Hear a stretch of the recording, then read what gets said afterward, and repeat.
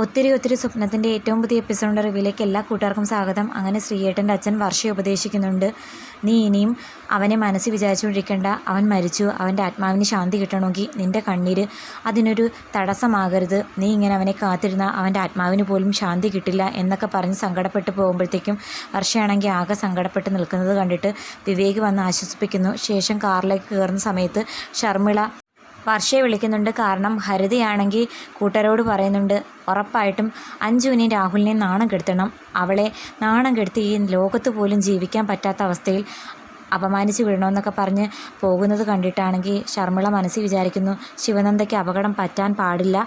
അഞ്ജുവും രാഹുലിനും യാതൊരു ബുദ്ധിമുട്ടും ഉണ്ടാകരുത്. അതിന് വേണ്ടിയിട്ട് എങ്ങനെ പ്രശ്നം ഒന്ന് കോംപ്രമൈസ് ആക്കും. രാഹുലിനെ വിളിച്ചു കഴിഞ്ഞാൽ ഉറപ്പായിട്ടും ഹരിത അറിയും എന്ന് വിചാരിച്ചിട്ടാണ് വർഷയെ വിളിക്കുന്നത്. വർഷയെ വിളിച്ച് നടന്ന കാര്യങ്ങളൊക്കെ പറയുന്നുണ്ട്. അങ്ങനെ ആകെ ടെൻഷനാകുന്ന വർഷയാണെങ്കിൽ ഇതിനൊരു സൊല്യൂഷൻ കണ്ടെത്തുന്നു. അഭിരാമിയെ വിളിച്ച് നടന്ന കാര്യങ്ങളൊക്കെ തുറന്നു പറയുന്നു. അങ്ങനെ എത്രയും പെട്ടെന്ന് വയനാട്ടിൽ നിന്ന് കൊച്ചിയിലേക്ക് പോകാൻ ഒരുങ്ങുന്ന വർഷയോട്, അതായത് അഞ്ജുവും രാഹുലും പ്രശ്നത്തിലാണ്, എത്രയും പെട്ടെന്ന് താൻ അവിടെ ചെന്ന് ഒന്ന് പരിഹാരം ഉണ്ടാക്കണം എന്ന് വിചാരിച്ചിട്ടാണ് പോകുന്നത്. അപ്പം വിവേക് പറയുന്നു, വർഷയ്ക്ക് വയനാട്ടിൽ വേറെ എങ്ങും പോയില്ലേ? അതായത് തൻ്റെ വീട് നിന്ന സ്ഥലവും അമ്മയെ അനിയത്തി അടക്കം ചെയ്ത സ്ഥലമൊന്നും കണ്ടേന്ന് വയ്ക്കുമ്പം വേണ്ട എന്ന് കരുതിയതാണ്.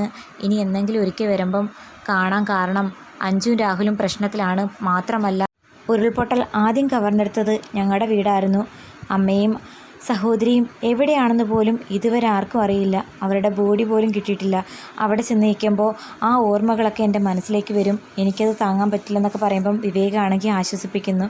അങ്ങനെ വിവേകും വർഷയും കൂടി ആ വീട് നിന്ന സ്ഥലത്ത് പോയി ഒരുപാട് സങ്കടപ്പെട്ട് വർഷ വിവേകിനോട് കുറേ കാര്യങ്ങൾ പറയുന്നു. അതായത് അമ്മയെക്കുറിച്ചും സഹോദരിയെക്കുറിച്ചും ആ ഒരു പഴയകാല ഓർമ്മകളെല്ലാം പറയുന്ന സമയത്ത് വിവേകാണെങ്കിൽ അവളെ ചേർത്ത് നിർത്തി ആശ്വസിപ്പിക്കുന്നു. ശേഷം ഇനിയെങ്കിലും എന്നെ ഒരു ഫ്രണ്ടായിട്ട് കാണണമെന്നും ഞാനൊരു സ്ട്രേഞ്ചർ അല്ലെന്ന് മനസ്സിലായില്ലേ എന്ന് പറയുമ്പം വർഷ തമാശയ്ക്ക് പറയുന്നു, ഇതാ ആണുങ്ങളുടെ കുഴപ്പം. ഒന്ന് മിണ്ടി തുടങ്ങിയാൽ ഉടനെ അധികാരം സ്ഥാപിക്കും. എനിക്ക് ആരുടെയും അധികാരം വേണ്ട.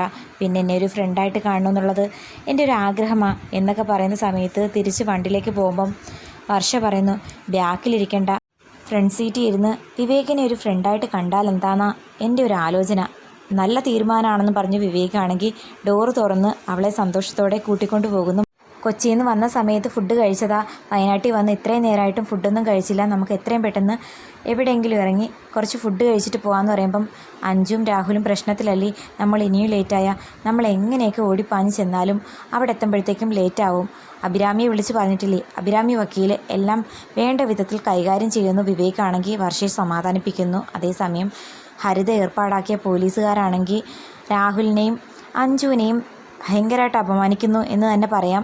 അവർ വിവാഹം കഴിച്ചതാണെന്ന് പറഞ്ഞിട്ട് വിശ്വസിക്കാൻ പറ്റുന്നില്ല. അങ്ങനെ വിവാഹം കഴിച്ചതാണെന്നുണ്ടെങ്കിൽ കോടതിയിൽ തെളിവ് ഹാജരാക്കാനാണ് പറയുന്നത്. മാത്രമല്ല ആ പെൺകുട്ടിയെ അഞ്ജുവിനെ മോശക്കാരിയാക്കി ചിത്രീകരിച്ചുകൊണ്ട് ഹരിതയെ ഏർപ്പാടാക്കിയ പോലീസുകാർ അപമാനപ്പെടുത്തുന്ന ആ സമയത്ത് അഭിരാമി കറക്റ്റ് ടൈമിൽ അങ്ങോട്ടേക്ക് വരുന്നുണ്ട്.